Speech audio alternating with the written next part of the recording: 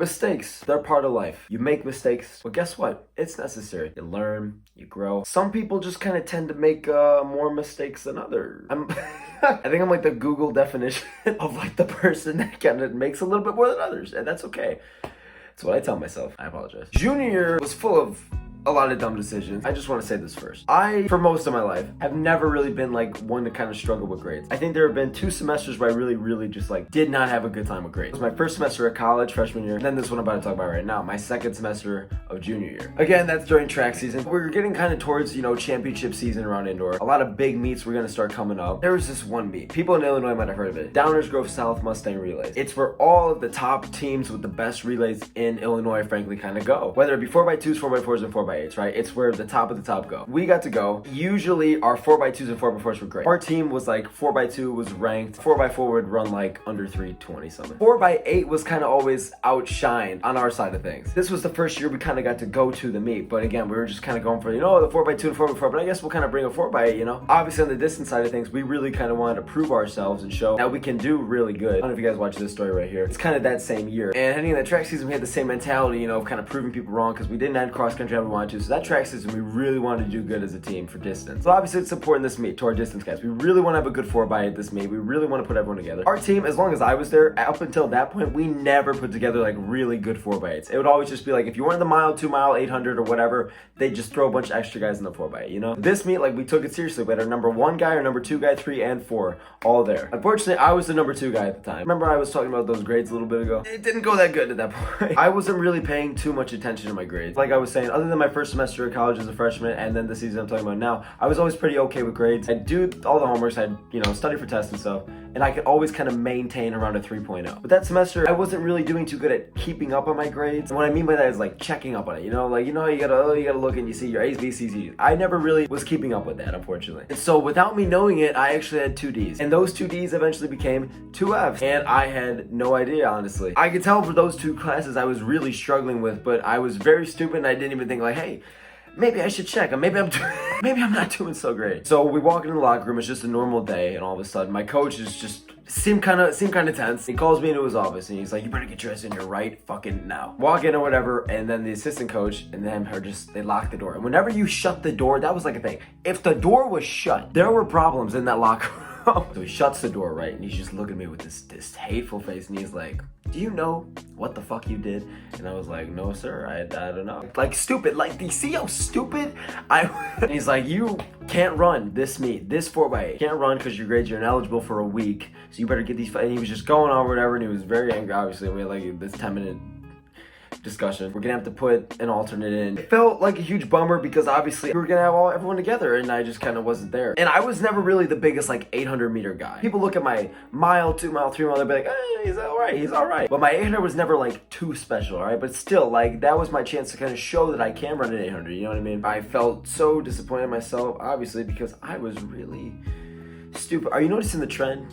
The mistake, you know what I mean? Eventually they ended up running that meet. They ended up just throwing in, I don't know what number on the team he was. I think he was like 7. The team did good. I think they ran like an 822 or an 825. 3 out of 4 of those guys did really good. The guy that was kind of thrown in, the number 7 guy, ran, I think it was like a 212. They were saying to me like, "Oh, Dono, if you were in there, imagine how much better we could have done."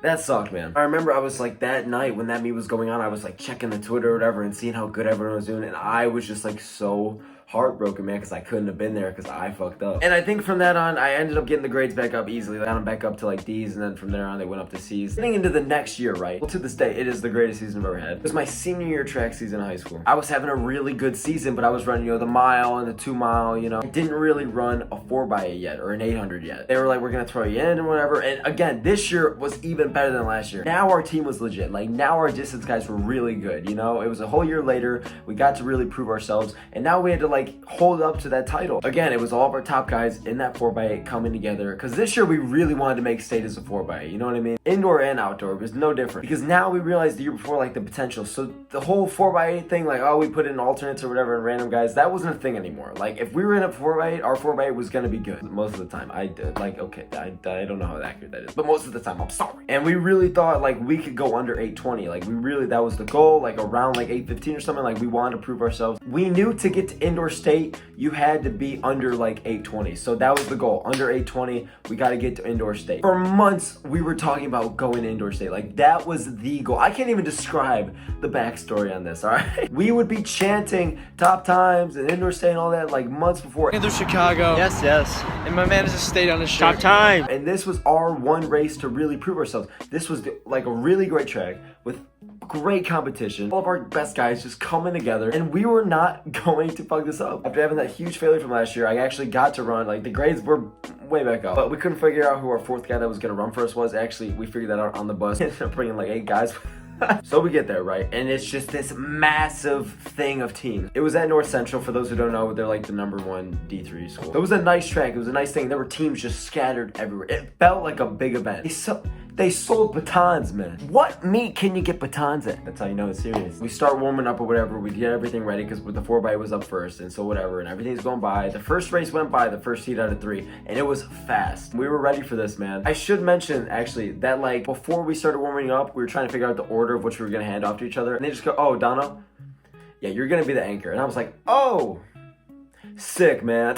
First, I was literally about to like, it was not good. Out of the 4 guys on that relay, I was the slowest one. Like, the plan was for me to be the 3-man. A couple minutes went by, and it didn't become as big a thing. I'm like, okay, I'm anchoring. I gotta bring this home. Eventually, the race starts, right? #1 man goes by. There's like a group of 5 guys, like, kind of in the front. And they were around, like, 201, 202, something like that. Second guy goes. Eventually, kind of breaks off. Now there's 3 teams in the lead, but we're still up there. Eventually, the 3-man goes. And then we're still kind of up there. It actually goes back into 2 teams. So it's us and this other team neck and neck. It's loud, and it's fast. And I was looking at the splits, and we were running fast. The stick comes to me and this other guy. We got it pretty much at the same time because, again, we're right next to each other. And what's funny, okay, so on the team, I was always known as like the Freddie Mercury guy, right? I didn't notice this. I had someone tell me this afterward, but the song that was playing as soon as I got the baton was "Don't Stop Me Now" by Queen. And I just think that is the most like wholesome thing, man. God took the aux.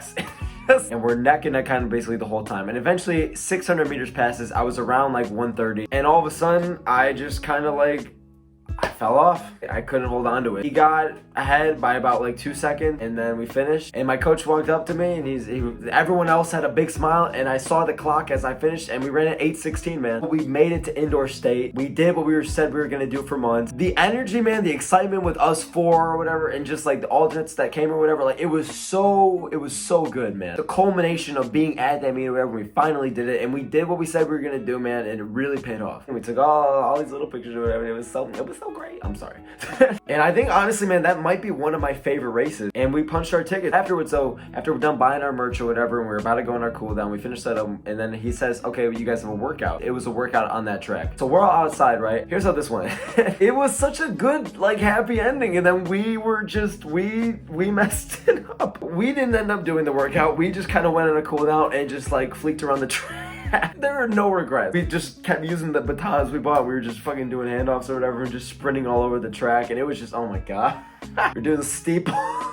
Eventually we come back, and we were a little bit behind the guys who actually did the workout. There were about 1 or 2 guys, it might have just been 1, I don't know, that did the workout. They got back a lot before us, and the coach was just mad. Like, we were walking towards him, and he was mad, and we were like, okay, yeah, well, he kind of put 1 and 1 together. He was like, "How dare you guys run this race or whatever, and you guys actually did good, and then you can't even do the workout or whatever," and he was mad. And he had every right to be mad, actually, okay? Just such a dumb mistake. Like, we couldn't even have faked it better, too. We couldn't have at least come back at the same time. After he gave us that little, like, passive-aggressive kind of talk or whatever, then he's like, whatever, now just go off and do the workout. And then from there, it was all happy again. I actually ended up going back on the track, and we did the workout or whatever, and it was all good from there. That was actually the last 4x I've ran, I don't think I've ran a 4x since then. I could be wrong. I ended up qualifying interstate for the 2-mile as well, so I ended up running that instead, which is funny because I didn't want to do it at first. We were seated pretty good. We were seated like 5th at indoor state, and I was like, I really wanted all state indoors. I knew the 4x was gonna do it, so I was just like, coach, if I could just be on this 4x, man, that'd be awesome. He's like, nope, you're in the 2-mile. Because we had plenty of guys who were fast on that team. We could add in our 5 guys, 6 guys, 7 guy,